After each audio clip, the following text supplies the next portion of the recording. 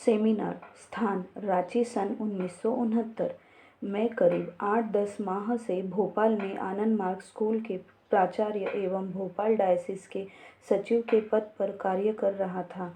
अगस्त माह में आरडीएस में भाग लेने के लिए रांची आया हुआ था। यहाँ आने पर पूज्य बाबा ने मुझे केंद्रीय सोशल सिक्योरिटी सचिव के पद पर नियुक्त कर दिया। कुछ दिनों पूर्व पूज्य बाबा ने सेमिनार के नाम से एक नया कार्यक्रम दिया था। इस सेमिनार कार्यक्रम को प्रांतीय स्तर से ग्राम स्तर तक संचालित करना था।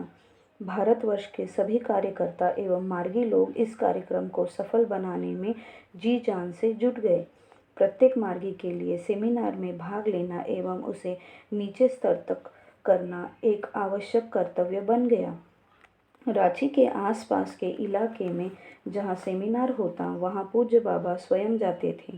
पूज्य बाबा ने सेमिनार के विषय में एक नारा दिया, seminar, more and more seminar, still more seminar, village level seminar. प्रत्येक मार्गी को सेमिनार में भाग लेना आवश्यक हो गया। बाद में पूज्य बाबा ने इस कार्यक्रम को षोडश सूत्र का एक प्रमुख अंग बना दिया। मैं फील्ड से आकर नया नया केंद्रीय कार्यकर्ता बना था। पूज्य बाबा ने मुझे महाराष्ट्र के प्रांतीय स्तर सेमिनार में सेमिनार ऑर्गेनाइजर का दायित्व दिया तथा आचार्य जगदीश्वरानंद अवधूत को उस सेमिनार में प्रशिक्षण का दायित्व दिया। सेमिनार में जाने से पहले सभी केंद्रीय कार्यकर्ताओं और प्रशिक्षकों को पूज्य बाबा ने अपने कमरे में बुलाकर आदेश दिया कि सभी ऑर्गेनाइजर को प्रांतीय स्तर में सेमिनार में कम से कम 500 मार्गियों को लाना होगा, अन्यथा दोषी लोग कड़े दंड के भागी होंगे। प्रायः सभी केंद्रीय कार्यकर्ताओं को प्रांतीय स्तर के सेमिनार में आयोजक एवं प्रशिक्षक का दायित्व दिया गया था। निर्दिष्ट कार्यक्रम के अनुसार सभी लोग अपने अपने निर्धारित प्रांतों में सेमिनार को सफल बनाने में लग गए। उन दिनों एक प्रांत में एक ही सेमिनार होता था। महाराष्ट्र क्षेत्रफल में बहुत बड़ा प्रांत है तथा प्रांतीय स्तर सेमिनार प्रांत के पश्चिम छोर कोल्हापुर शहर में होना निर्धारित हुआ था। पूरे प्रांत से वहां 500 की संख्या में मार्गियों को जुटाना बड़ी टेढ़ी खीर थी। मैं प्रांत के प्रत्येक यूनिट में हर जगह जाकर व्यक्तिगत रूप से लोगों से मिला तथा उन्हें सेमिनार में आने के लिए आमंत्रित एवं प्रेरित किया। 2 माह के अथक प्रयास से 350 मार्गी लोग ही उस सेमिनार में जुट पाए, जो वहाँ के लिए एक अच्छी संख्या थी। सेमिनार हर दृष्टि से प्रेरणादायक एवं सफल रहा। मैं सेमिनार समाप्त कर रांची आया। सभी प्रांतों के आयोजक एवं प्रशिक्षक लोग पूज्य बाबा के समक्ष खड़े होकर एक एक करके अपने अपने प्रांत के सेमिनार की रिपोर्ट देने लगे। नियमानुसार जहां मार्गियों की उपस्थिति 500 से कम थी, वहां के आयोजकों को दोषी पाया गया। पूज्य बाबा ने उन लोगों को डांट फटकार करते हुए दंड स्वरूप 24 घंटे के अंदर 1000 बार उठक बैठक करने का आदेश दिया। सभी एक दूसरे का मुंह देखने लगे, लेकिन पूज्य बाबा का आदेश का पालन तो सभी को करना ही था। सभी दोषी लोग अपने कान पकड़कर बाबा के सामने उठक बैठक करना शुरू कर दिए। मुझे आचार्य श्रद्धानंद अवधूत जी की अवस्था देखकर बड़ी दया आ रही थी, क्योंकि वे उम्र में हम सबसे बड़े थे तथा दंड काफ़ी कष्टदायक था।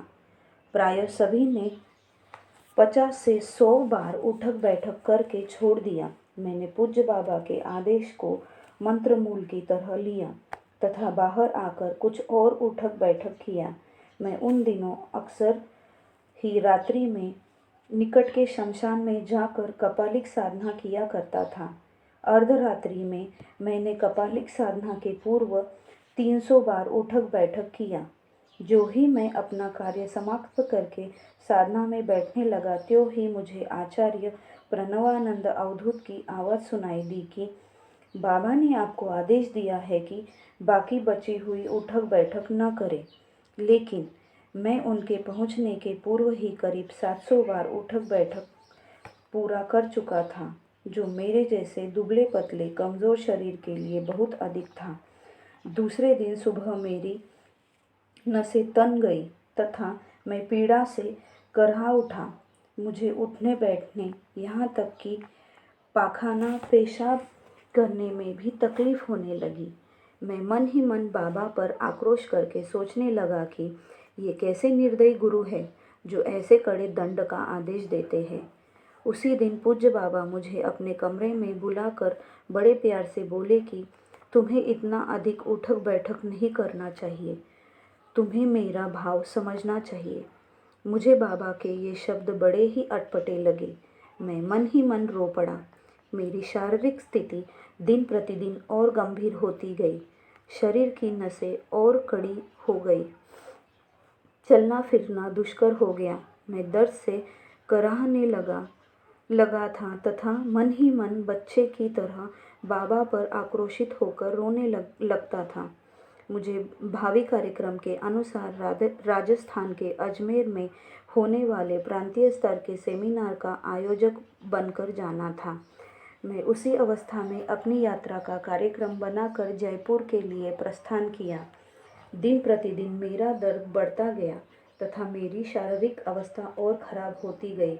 दर्द के कारण चलना फिरना मुश्किल हो गया तथा रात को सोना दुश्वार हो गया। आचार्य मनोहर लाल जी के परिवार वालों ने मेरी बहुत सेवा की। मेरी अवस्था देखकर वे लोग भी परेशान थे। वहाँ से मार्गियों से मिलने में उसी अवस्था में टोंक चल दिया। वहाँ मेरी स्थिति और भी गंभीर हो गई। वहाँ के मार्गियों ने मुझे अस्पताल ले जाकर एक अच्छे चिकित्सक से दिखाया। उन्होंने बताया कि इनके जांघ के भीतर गुठली हो गई है जो अंदर ही अंदर पक गई है। इसका शीघ्र ही शल्य क्रिया करना होगा। मेरी गुठली की शल्य क्रिया हो गई और धीरे धीरे मेरी शारीरिक स्थिति में सुधार होने लगा। मेरा दर्द तो कम होने लगा, किंतु ये 20-25 दिन मेरे लिए नरक के तुल्य थे। इस दौरान मैं रात्र भर दर्द से परेशान होकर मन ही मन बाबा को कोसते हुए कातर स्वर में से उन्हें सहायता के लिए पुकारता था। मैं वहाँ से अजमेर आकर सेमिनार की तैयारी में लग गया, लेकिन मैं बहुत ज़्यादा चलने फिरने की स्थिति में नहीं था। मन ही मन परम गुरु से प्रार्थना करने लगा कि मुझे केंद्रीय कार्यकर्ता के दायित्व से यथाशीघ्र मुक्त कर दे। यह जवाबदेही निभाना मेरे लिए बहुत कठिन है। मैं ऐसा सोच ही रहा था कि उसी समय आचार्य सदानंद अवधूत मेरा दायित्व लेने आ गए। उन्होंने कहा कि पूज्य बाबा आपको शीघ्रातिशीघ्र रांची बुलाए हैं। मैंने दूसरे दिन उन्हें सेमिनार का भार देकर रांची के लिए प्रस्थान किया। मेरे रांची पहुंचते ही पूज्य बाबा ने अपने कमरे में बुलाकर मुझे अकथनीय प्यार दिया। वे बोलने लगे कि जब तुम रो रो कर कातर भाव से पुकारते थे तो तुम्हारा दर्द देखकर मैं व्याकुल हो जाता था।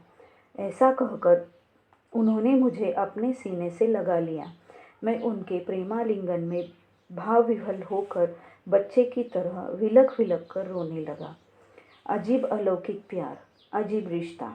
उन्होंने कहा, मनुष्य को अपना संस्कार तो भोगना ही पड़ता है। कुछ देर पश्चात मुझे प्रेम भरी दृष्टि से निहारते हुए बोले कि मैं तुम्हें एक नई नियुक्ति में एक अच्छे वातानुकूलित शहर में भेज रहा हूँ। मैं उनका यह वचन सुनकर गदगद हो गया, क्योंकि मैं केंद्रीय कार्यकर्ता के दायित्व से मुक्त होकर किसी क्षेत्र में काम करना चाहता था। वे परम दयालु है तथा बड़े बड़े संस्कारों को अपने संरक्षण में भोग करा देते हैं। वे रुलाते भी हैं, हंसाते भी हैं। उनकी लीला का कोई पारावार नहीं है। सेमिनार के प्रति वे कितने सजग एवं गंभीर थे, इसकी एक घटना बताता हूँ। सेमिनार में उपस्थित सबके लिए अत्यावश्यक हो गई थी। उन्होंने नियम घोषित किया कि सेमिनार में भाग लिए बिना वे किसी मार्गी को जनरल दर्शन या फील्ड वॉक में जाने की अनुमति नहीं देंगे। उसी समय बाबा के परम भक्त तात्कालिक कांग्रेसी सांसद श्री शशि रंजन जी बाबा से मिलने आए। पूज्य बाबा ने उन्हें संदेश दिया कि सेमिनार में भाग लिए बिना उन्हें बाबा के साथ टहलने या जनरल दर्शन की अनुमति नहीं दी जा सकती। अंततः उन्हें उस दिन आसपास के किसी गांव में हो रहे सेमिनार में भाग लेने जाना पड़ा। वहां से आकर ही उन्हें बाबा से मिलने की अनुमति मिली। उनके हर एक कार्यक्रम के पीछे कोई न कोई कारण एवं रहस्य रहता है। एक दिन मैंने पूज्य बाबा को विलेज लेवल सेमिनार के लिए आचार्य विनयानंद अवधूत को कठोर दंड देते देखकर सिहर गया तथा सोचने लगा कि वे सेमिनार के प्रति कितने सजग एवं गंभीर है।